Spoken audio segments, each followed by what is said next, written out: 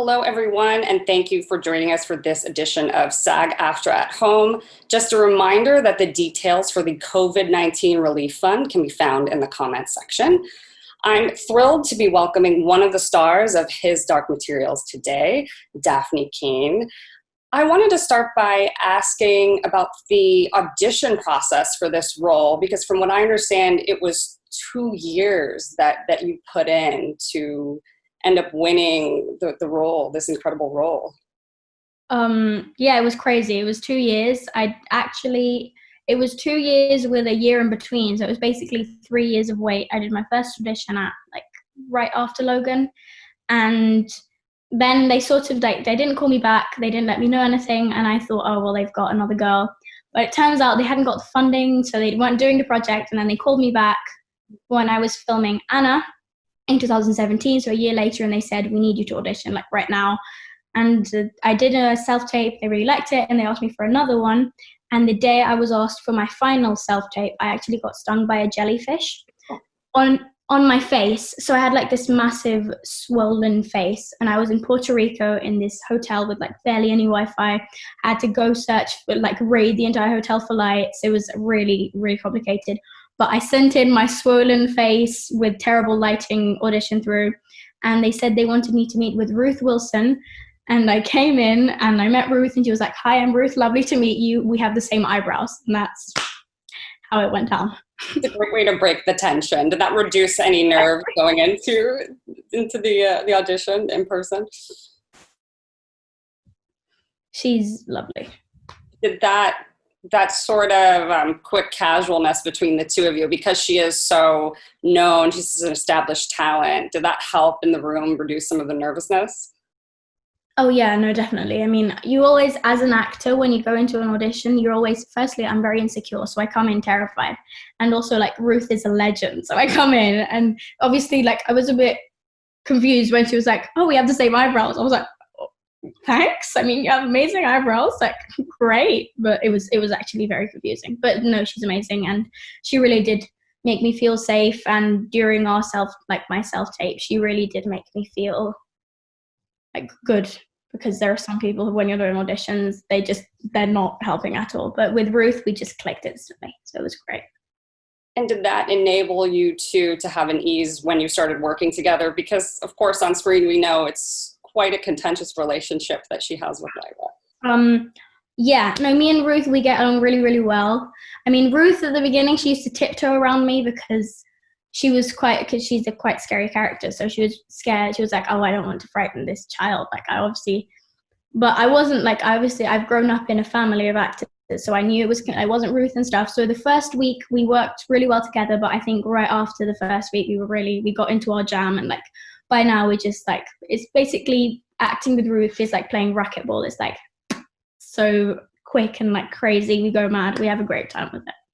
And not only her, but James McAvoy, Lin-Manuel Miranda, you're collaborating with some of the most established talents in the business. What would you say you've learned from working alongside them that you'll carry on to other projects? Well, I mean, so much. I mean, firstly, when you're my age, you're basically like a sponge. So everything, just being in the same room as those people, you're just breathing talent. So I guess I've learned, I think I can at least say minimum one thing I've been taught by each of those people, but there's been so much more. I mean, Ruth has firstly taught me, just like I said, just go crazy with scenes, because if not, you can always tone it down. If you're going too much, the director will tell you go down.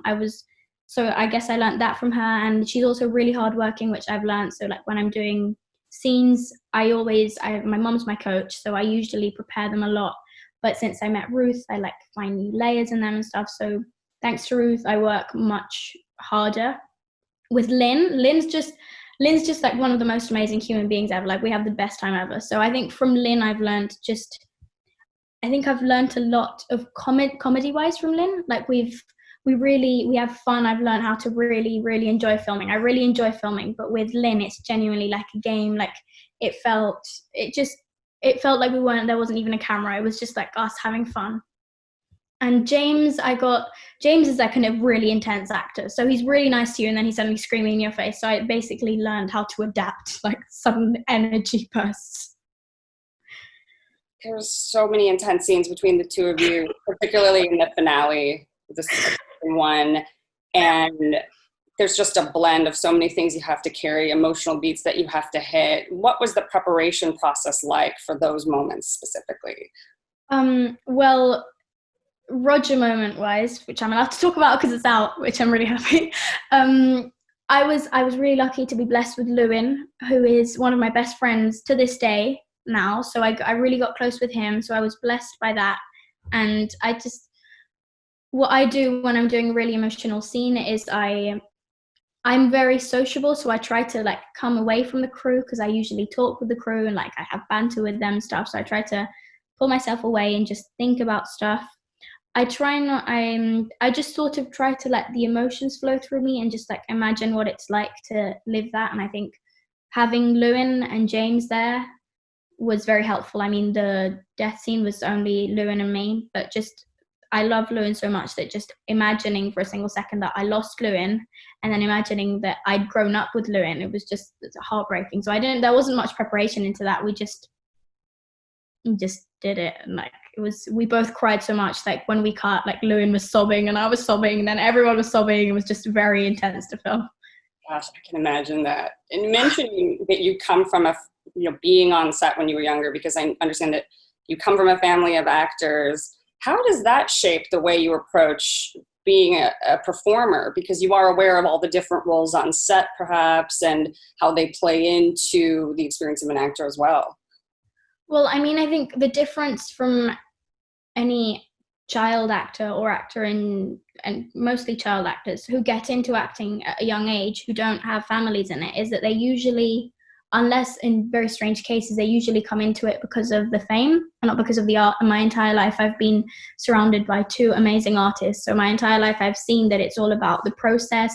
The product obviously is the final thing of the process, but the important thing is how much love and work you put into it. And I've spent my entire life seeing my mom write and act and direct, and my parents are really multi-talented. So like since I was tiny, I've spent tons of Christmases in rehearsal rooms, and I think it's also helped me a lot with learning lines, because I remember like waiting in the rehearsal room and just remembering other people's lines, and like they'd have me around, and when an actor forgot his line, I'd be like, they'd probably be really annoyed, because if I have a like 5-year-old girl telling me what my line is, I'd be like, just shut up. But anyway, it's really helped me with my lines and just appreciating the process and knowing that you don't do it because of the fame, you do it because of the art and because you're trying to communicate a message to the world.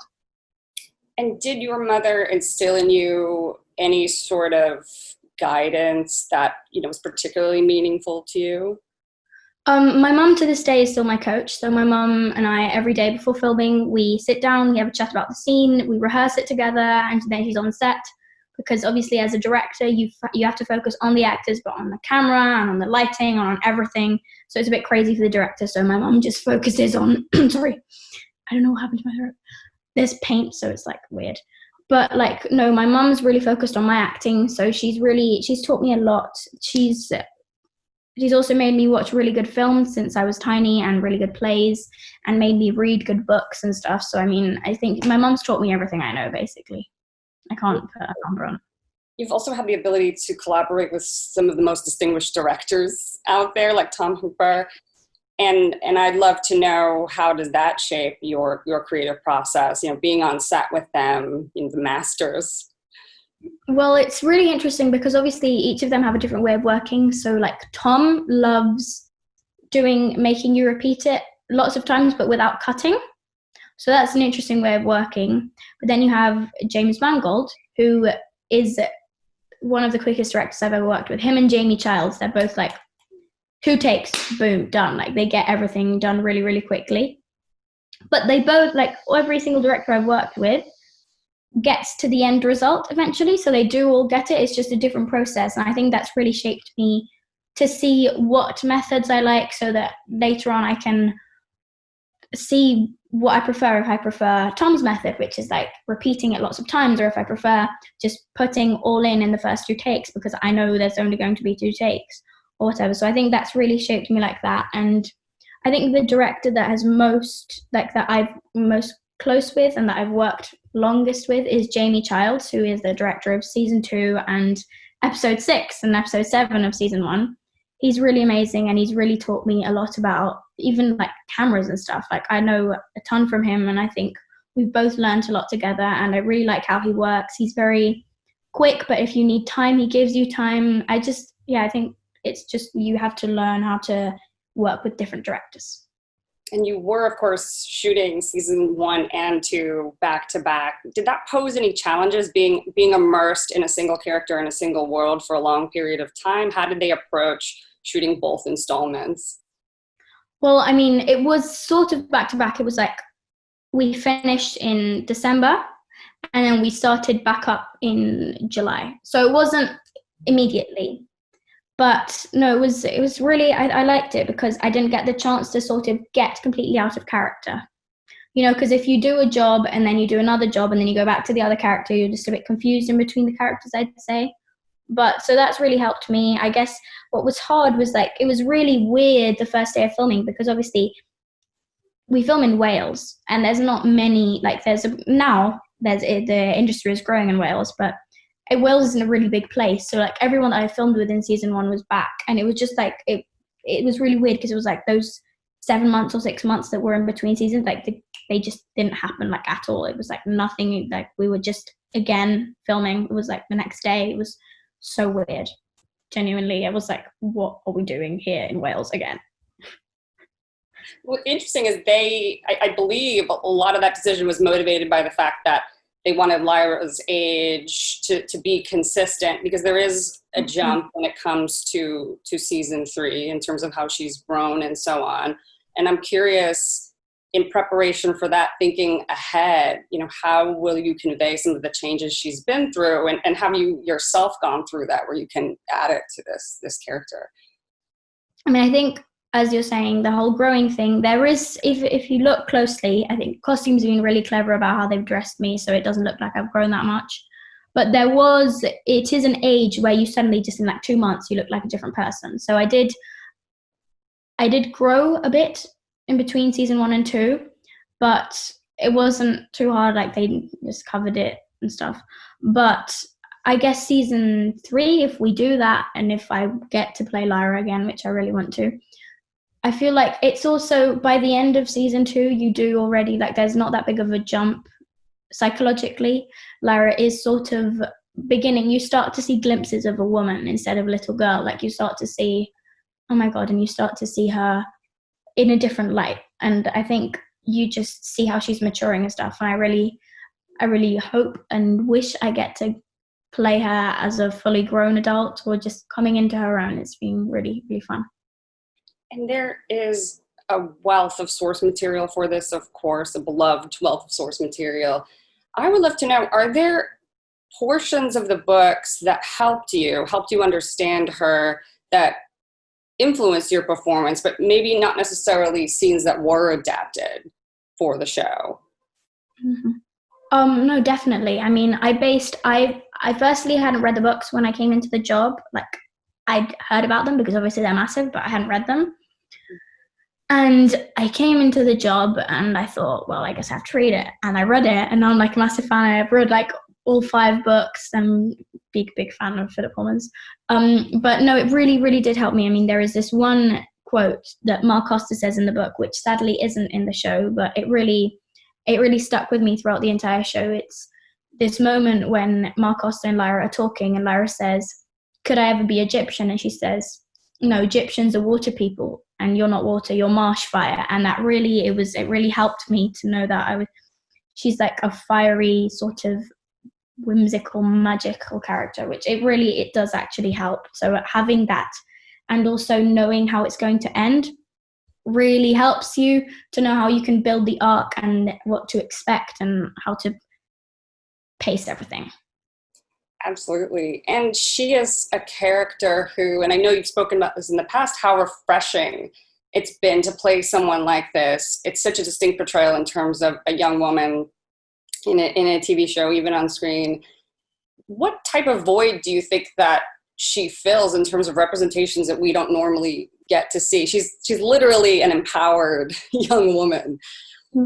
Well, I mean, I'm blessed to play her because obviously my entire childhood, the films I've seen, like films, not the films I've seen, but well, I have seen these types of films, but the films that you're shown, the films that they put in the cinemas, the films that are popular, the women are usually or housemaids or secondary characters, or they're powerful but in a sexual way. And I have said this in a million interviews, but I am blessed to be able to play a character who has no sort of sexuality. So all of her strength literally comes from her personality and what she's like and her determination and her inner strength.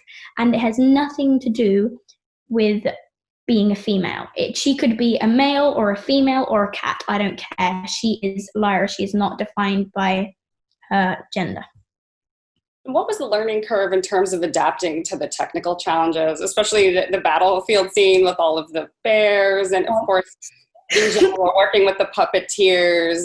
Was there a learning curve in terms of figuring out how to stay true and authentic in your performance with all of the choreography that you have to nail as you're filming?